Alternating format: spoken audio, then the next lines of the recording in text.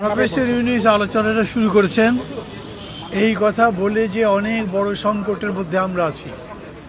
এই সংকট বলতে উনি প্রধানত ভারতীয় আধিপত্যবাদের ষড়যন্ত্রের কথা বলেছেন। ভারতীয় আধিপত্যবাদ আমাদের এই পরিবর্তনকে একেবারে স্বীকার করতে চায় না, পারলে আমাদেরকে একদিনে ধ্বংস করে দিতে চায় এবং সেই জন্যে যা যা করবার দরকার সব তারা করছে, এই ছিল তার কথা। এবং এই জন্য উনি বেশ চিন্তিত।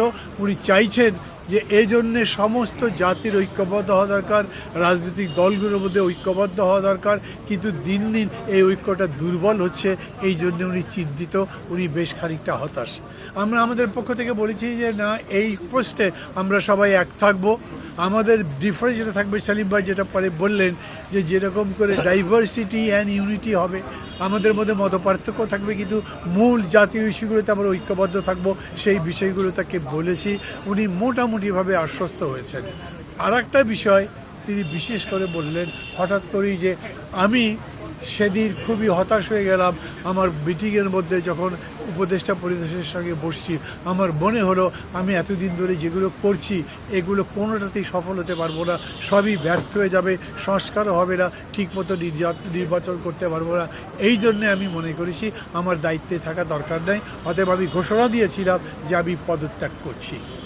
এই নিয়ে অনেক কিছু হয়েছে তাদের নিজেদের মধ্যে, সেগুলো একটা বিস্তারিত কাহিনী বললেন, কীরকম করে বাকিরা থেকে পার্সু করেছে, বাকিরা তাকে আটকেছে, পদত্যাগপত্র লিখতে দেয়নি, লিখলেও সেটা পাঠাতে দেয়নি এবং তাকে ধরে রেখেছে। আমরা আবার রসিকতা করে বলেছি, আমরা উপদেষ্টা পরিষদকে ধন্যবাদ দিচ্ছি। আমরা এখন চাই না, আমরা যারা বসছি তারা সমগ্র জাতি চায় না যে এখন এইভাবে ডক্টর ইউনূস ক্ষমতার জায়গা থেকে বিদায় নিয়ে নিক, তাহলে আমাদের জন্যে সংকটটা বেশি হবে। এই ব্যাপারেও আমরা বলেছি বেশি করে রাজনৈতিকভাবে তাকে ইনভলভ হতে হবে, কথাবার্তা বলতে হবে, ডিসকোর্স হতে হবে এবং কী কর্মসূচি তিনি নিতে চাচ্ছেন সেইটা বলতে হবে।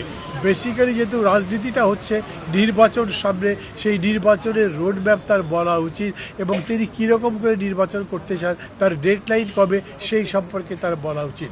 উনি খুব স্পষ্ট করে বলেছেন, প্রথম বলেছেন যে যদি সংস্কার হয়, আমি তো বলেছি তাহলে ডিসেম্বর, আর যদি বেশি সংস্কার হয় তাহলে জুন। এর মধ্যে আমরা আলোচনা করে যে কোনোটা করতে পারি, কিন্তু আমি লিখে দিচ্ছি, দরকার লাগলে পদত্যাগপত্র হিসেবে লিখে দেব যে জুনের পরে কোনোভাবে এটা গড়াবে না, তার আগে নির্বাচন হবে।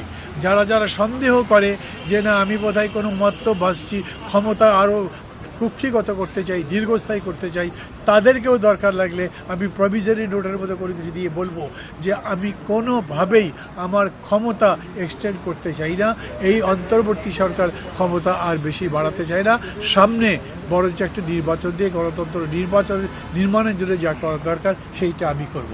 আমাদের কাছে অল্প বেশি সংস্কারের বিষয় না, আমরা একটা ফেয়ার ইলেকশন চাই, তার জন্য যেটুকু দরকার সেটুকু করতে হবে।